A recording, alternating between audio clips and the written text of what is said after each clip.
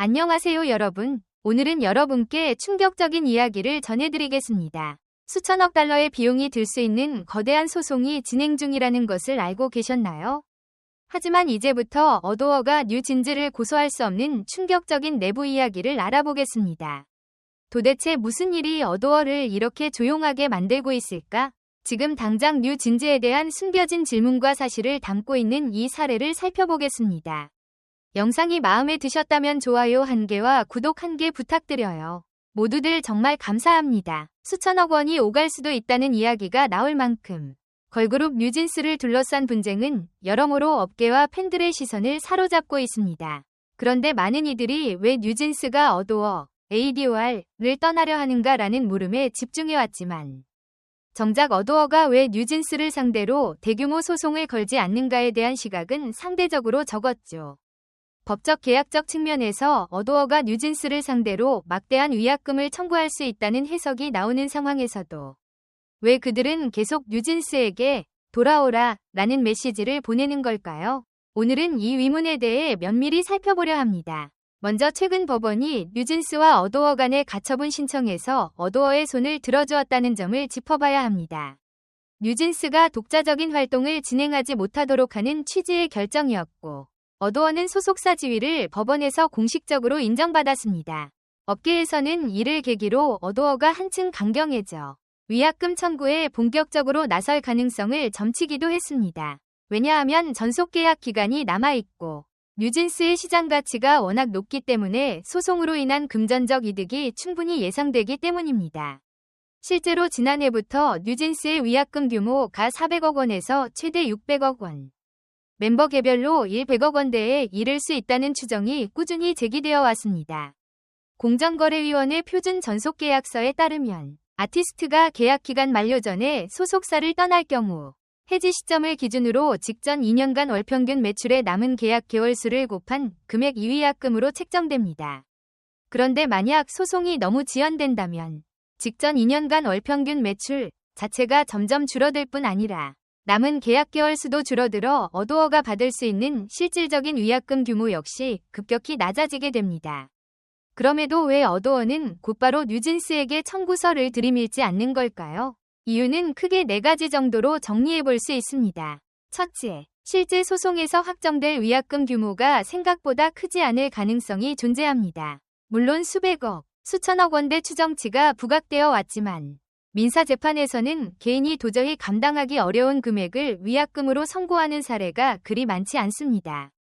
설령 인당 수백억 원씩 물어야 한다는 결론이 나오더라도 결국 그 돈을 실질적으로 받아낼 수 있을지 미지수입니다. 지나치게 무리한 청구는 대중적 반감을 불러일으키고 뉴진스 멤버들에게 동정 여론이 형성될 가능성도 높습니다. 둘째, 뉴진스가 복귀했을 때 얻을 수 있는 이익이 위약금 이상의 가치가 될 수 있기 때문입니다. 뉴진스는 아직 최소 4년 정도의 계약 기간을 남겨두었다고 알려져 있습니다. 활동 공백이 길어지면 물론 예전만큼의 시너지가 날지는 미지수지만 이들이 어도어와 다시 호흡을 맞춰 안정적으로 활동한다면 발생할 수 있는 매출이나 이미지 효과가 결코 작지 않습니다. 더불어 뉴진스가 결국 어도어의 포용력에 응했다 라는 식의 결말은 그동안 회사가 이어온 멤버를 향한 배려와 유화적 태도를 홍보하는 또 다른 기회가 되기도 합니다. 셋째, K-팝 업계 전반에 미칠 파장을 고려해 어도어가 쉽게 소송 카드를 꺼내지 않는다는 분석도 가능합니다. 만약 뉴진스 측이 소속사를 완전히 등지고 대규모 위약금을 부과받는 결과로 귀결된다면 향후 대형 기획사들이 아이돌 그룹에 투자하는 데 드는 리스크가 지나치게 커진다는 우려가 제기될 수 있습니다. 이미 뉴진스 한 팀에 투입된 투자액만 210억 원 수준이라는 보도도 있습니다. 한 번의 갈등으로 천문학적 손실이 발생할 수 있다는 전례가 생기면 업계 전체가 위축될 가능성이 크죠. 따라서 법원 역시 정산 문제처럼 명백한 소속사의 잘못이 인정된 사안이 아니라면 전속계약 해지를 쉽게 허용하기 어렵다는 입장을 견지하고 있다고 알려졌습니다. 넷째, 어도어의 궁극적인 대립 대상은 뉴진스 멤버들이 아니라 그 배후에서 움직이는 핵심 인물, 즉 민혜진 전 대표라는 해석이 있습니다. 가처분 인용 결정 이후에도 어도어는 아티스트 지원에 책임을 다하겠다. 빠른 시일 내 진솔한 대화를 하고 싶다. 라는 메시지를 공개적으로 내놓았습니다. 본안 소송에서도 재판부가 합의 혹은 조정 의사가 있는지를 물었을 때 뉴진스 측은 사실상 거부 의사를 밝혔지만 어도어 측은 합의 가능성을 열어두고 있다 라는 태도를 유지했습니다. 이러한 행보로 미루어 볼 때 소속사는 멤버들을 적으로 돌리는 대신 궁극적으로 민 전 대표와의 법적 도덕적 책임 소재를 다투는 방향을 선호하는 듯합니다. 만약 뉴진스가 어도어로 복귀한다면 민 전 대표에게 불리한 입장을 증언하거나 그동안 벌어진 갈등의 진상을 공개할 수도 있으니까요. 이렇듯 여러 정황을 종합하면 소송을 통해 사태를 마무리짓기보다는 여전히 뉴진스와 협력관계를 복원하려는 어도어의 스탠스가 보다 현실적이라는 결론으로 이어집니다. 물론 업계 일각에서는 뉴진스의 여론이 예전만큼 우호적이지 않고 갈등이 길어질수록 소속사가 부담해야 하는 비용이 커지기 때문에 어느 시점에서 어도어가 더 이상은 미룰 수 없다며 본격적인 법적 대응에 나설 가능성도 완전히 배제할 수는 없다는 관측이 나옵니다. 최근 뉴진스가 새롭게 내세웠던 활동명 NJG, NJE 관련 계정이나 SNS 프로필을 잇따라 삭제하거나 변경한 점도 심상치 않은 움직임으로 해석됩니다. 법원이 뉴진스의 독자 활동은 불법이라고 판단한 상황에서 무리하게 NJG라는 이름을 고수하면 본 소송에서 불리한 판단을 받을 수 있으니 일단 물러선 것이라는 시선이 많습니다. 실제로 뉴진스 멤버 부모들의 SNS 활동 역시 대대적으로 정비되었고 해당 계정 이름과 게시물 상당수가 사라졌습니다.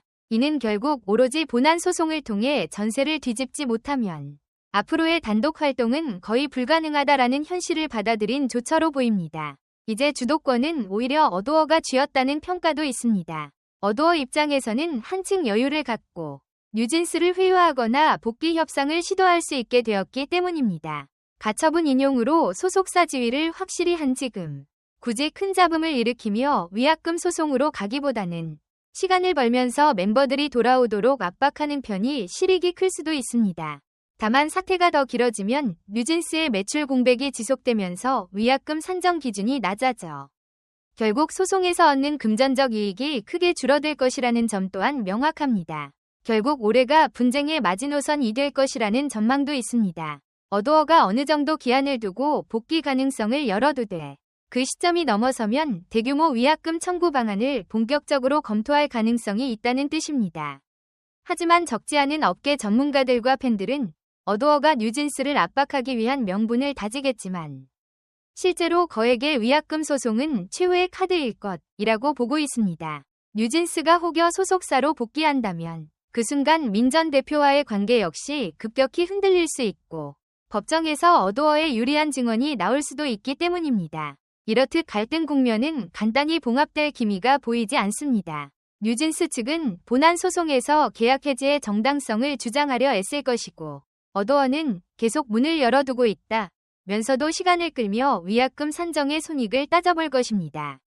어느 쪽도 양보하기 어려운 상황에서 과연 어떤 전개가 펼쳐질지 그리고 이 과정에서 K-팝 시장 전체에 미칠 후폭풍은 어느 정도일지 앞으로도 계속 지켜봐야 할 대목입니다. 댓글 섹션에 여러분의 의견을 남겨주세요. 영상을 끝까지 시청해주셔서 진심으로 감사드립니다. 앞으로도 더욱 재미있고 좋은 콘텐츠로 찾아뵙겠습니다. 좋아요와 구독, 알림 설정도 잊지 마세요. 다음 영상에서 만나요.